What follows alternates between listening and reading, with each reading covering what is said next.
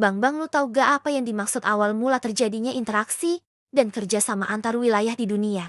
Oh, lu belum tahu ya? Jadi gini, Le. Globalisasi itu bikin dunia makin terhubung.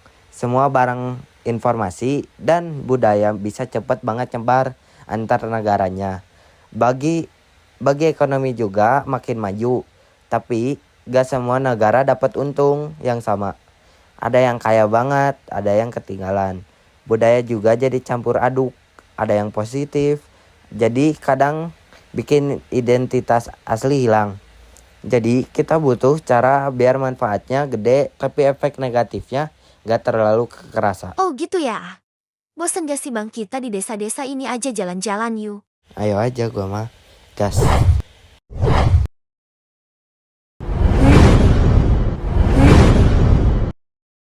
Ada lagi nih hal yang mau gue tanyain lagi, kerjasama internasional itu apa sih Bang? Siap atau nih, gue jawab nih. Kerjasama internasional itu intinya negara-negara kerja bareng buat capai tujuan yang sama, kayak di bidang ekonomi, politik, atau keamanan. Ini karena saling butuh dan sumber daya enggak merata. Menurut Kalevi Holsti, kerjasama itu terwujud kalau negara punya tujuan yang sama, saling dukung kebijakan, dan bikin kesepakatan yang saling menguntungkan.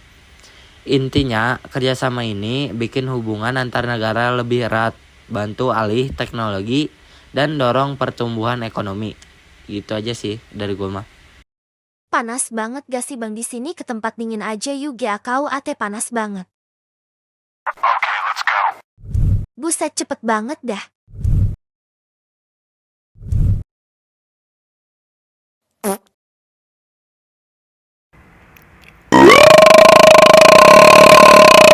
Adek tolong papa, bapak dikejar tempe.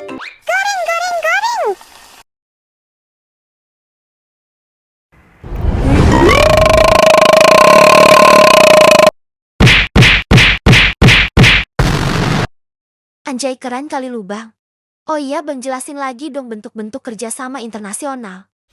Jadi bentuk-bentuknya adalah berdasarkan letak geografis. Kerjasama regional adalah bentuk kerjasama yang terjalin di antara beberapa negara di suatu kawasan tertentu. Umumnya kerjasama ini terbentuk atas dasar kesamaan kepentingan atau latar belakang sejarah. Yang kedua, berdasarkan jumlah negara peserta.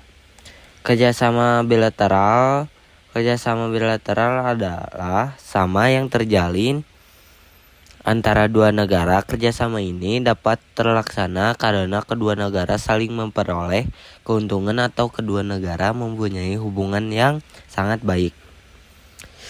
Kerjasama multilateral adalah bentuk kerjasama yang mengikut sertakan beberapa negara. Yang ketiga, berdasarkan kesamaan tujuan. Kerjasama ini dilatar belakangi oleh tujuan yang sama. Contohnya adalah ILO atau International Labour Organization.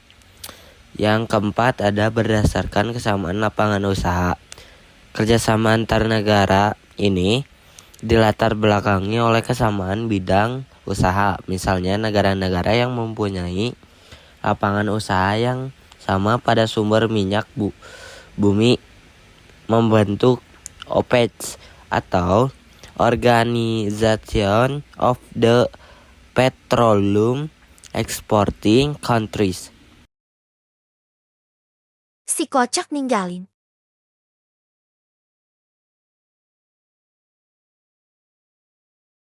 Kok malah balik lagi sih Bang, mana ninggalin lagi? Kayaknya GW masih ada yang kurang deh Bang. Oh iya, gue lupa lembaga kerjasama internasional, ada apa aja sih sama Perserikatan Bangsa dan G20? Jadi profil lembaga ini ada dua, yaitu pertama ASEAN. ASEAN didirikan pada 8 Agustus 1967 oleh 5 negara, yaitu Indonesia, Malaysia, Filipina, Singapura, dan Thailand. Dan kini beranggotakan 10 negara. Tujuannya adalah meningkatkan ekonomi, sosial, budaya, menjaga stabilitas, dan menyelesaikan konflik secara damai. Yang kedua ada Uni Eropa. Uni Eropa didirikan melalui Perjanjian Maastricht pada tahun 1992, beranggotakan 27 negara Eropa. Awalnya berkembang dari European Coal and Steel Community pada tahun 1951. Tujuannya mencakup memperkuat demokrasi, unifikasi ekonomi, serta kebijakan sosial dan keamanan. Uni Eropa memiliki otoritas tertinggi yaitu Dewan Eropa, serta parlemen dan eksekutif. Jadi, Perserikatan Bangsa-Bangsa itu adalah organisasi internasional yang dibentuk pada 24 Oktober 1945 untuk menjaga perdamaian dunia, menggantikan Liga Bangsa-Bangsa yang gagal menjalankan tugasnya. Pembentukan PBB diawali dengan Atlantic Charter dan The Declaration by United Nations pada 1942. Lalu disahkan melalui konferensi di San Francisco pada tahun 1945. Saat ini PBB memiliki 193 negara anggota dengan markas besar di New York serta kantor di Jenewa, Wina, dan Nairobi. PBB bertujuan menjaga perdamaian dan keamanan dunia, mengembangkan hubungan internasional, serta meningkatkan kerjasama dalam bidang ekonomi, sosial, dan hak asasi manusia. Organisasi ini memiliki 6 badan utama yaitu Majelis Umum, Dewan Keamanan, Dewan Ekonomi dan Sosial, Sekretariat Jenderal, Mahkamah Peradilan Internasional, dan Dewan Perwalian.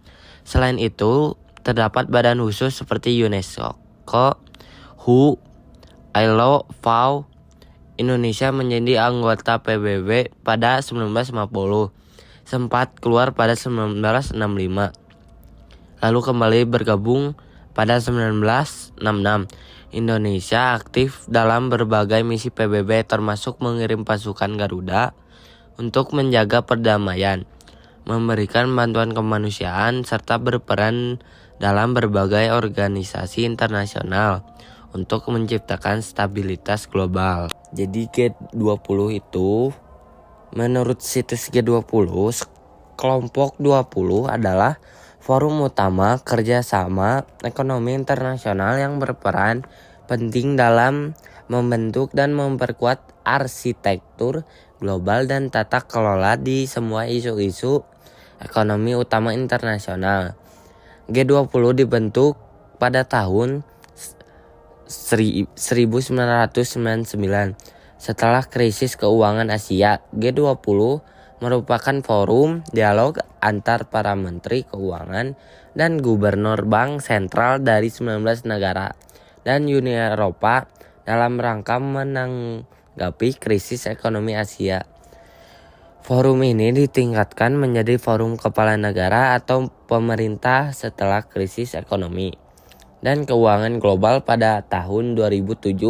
Pada tahun 2009, forum ini ditetapkan sebagai forum utama untuk kerjasama ekonomi internasional.